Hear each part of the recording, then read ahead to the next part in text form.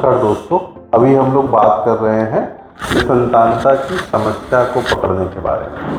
तो आप यहाँ पर बैठे हुए हैं इसलिए क्योंकि आपको इच्छा है कि आपकी भी संतान हो और उस संतान को प्राप्त करने में आपको किन किन प्रोसेस से गुजरना पड़ेगा ये आपको जानना बहुत जरूरी है। लेकिन इसके पहले एक बहुत ज़रूरी इंफॉर्मेशन आपको ज़रूर पता होनी चाहिए। मैं थोड़ा सा साइंटिफिक लैंग्वेज में बोलूँगा, बट मुझ पर भरोसा करो, आपको सब कुछ समझ में आएगा। तो जो कुछ मैं बता रहा हूँ, देखो, किसी भी महिला में, चाहे वो किसी भी देश की हो, चाहे वो किसी भी शहर की हो, चाहे वो किसी भी गांव की हो, चाहे वो किसी भी धर्म की हो, ऊपर वाले ने जब हम इंसानों को बनाया है, जब महिला को बनाया है, तो उसके अंदर सब कुछ बराबर सेम तरीके से डिस्ट्रीब्यूट किया है। सब कुछ सेम चीज की हुई है। क्या दिया हुआ है? एक बच्चेदानी दी हुई है जिसको इंग्लिश में हम लोग यूट्रस बोलते हैं। 2 ट्यूब दी हुई है जिसको हम लोग नलियां या फैलोपियन ट्यूब भी बोल सकते हैं। और ट्यूब के अंत में जुड़ी हुई 2 ओवरी दी है जिनको हम लोग अंडाशय भी बोल सकते हैं, जिसके अंदर अंडों का निर्माण होता है। केवल 3 चीजें, क्या? एक बच्चेदानी, 2 फैलोपियन ट्यूब और 2 ओवरी। एक बच्चेदानी, 2 फैलोपियन ट्यूब और 2 ओवरी।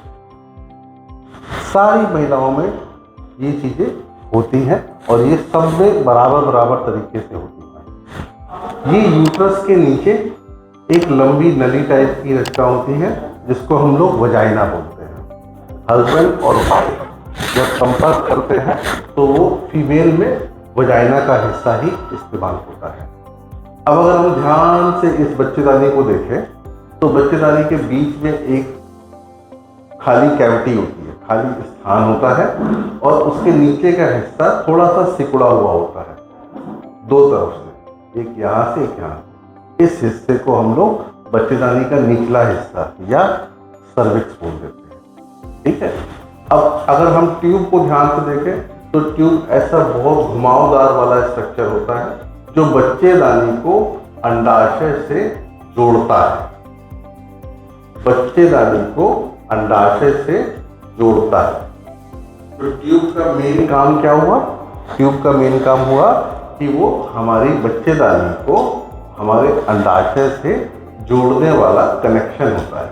जैसे हमको किसी एक गांव से दूसरे गांव में जाना है और बीच में नदी है या पहाड़ है तो हम एक ब्रिज बना देते हैं। तो ट्यूब का काम उस ब्रिज को बनाना है ताकि बच्चेदानी और जो यूट्रस और ओवरी कनेक्ट करें। दाहिनी तरफ, बाईं तरफ, लेफ्ट साइड और राइट साइड, 2 तरह की ट्यूब होती है। ठीक। और दोनों ही तरफ अंडाशय होता है। अंडाशय का क्या काम है?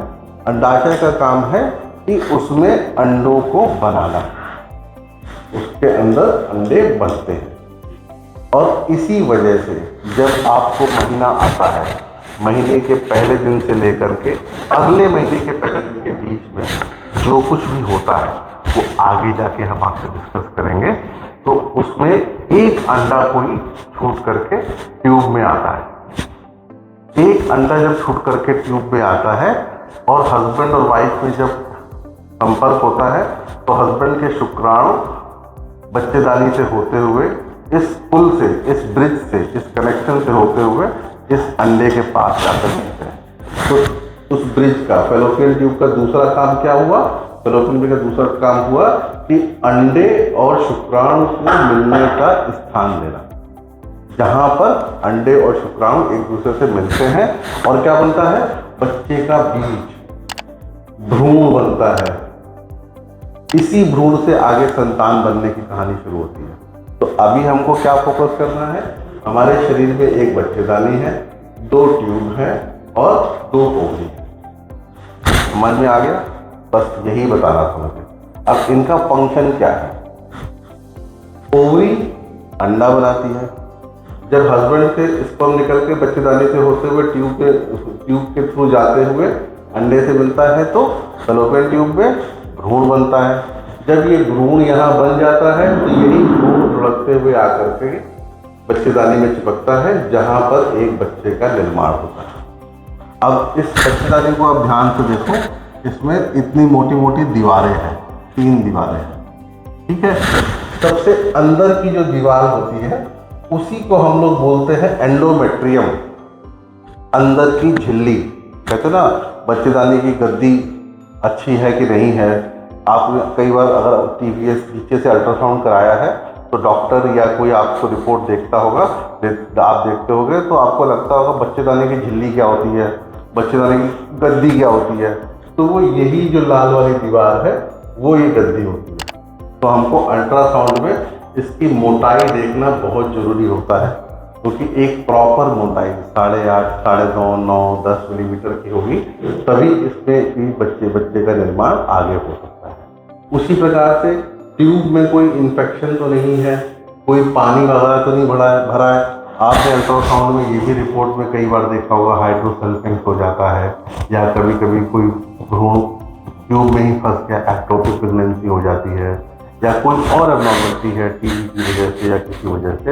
तो अगर कुछ ऐसा है तो हमको ट्यूब का भी एक्सरे देखना पड़ता है कि ट्यूब हमारी खुली है कि नहीं खुली।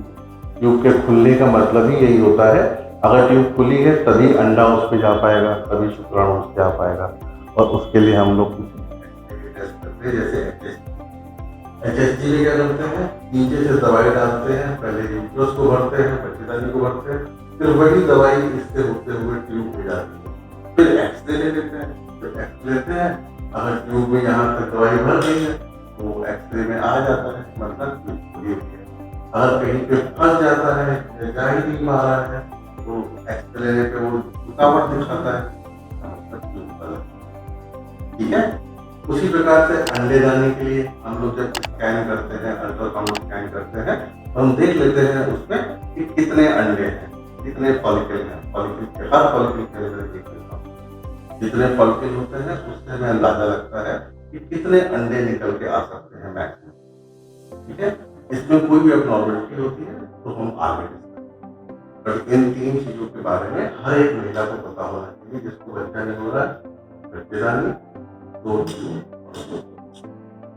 Thank you. अगर कुछ नहीं समझ में आ रहा है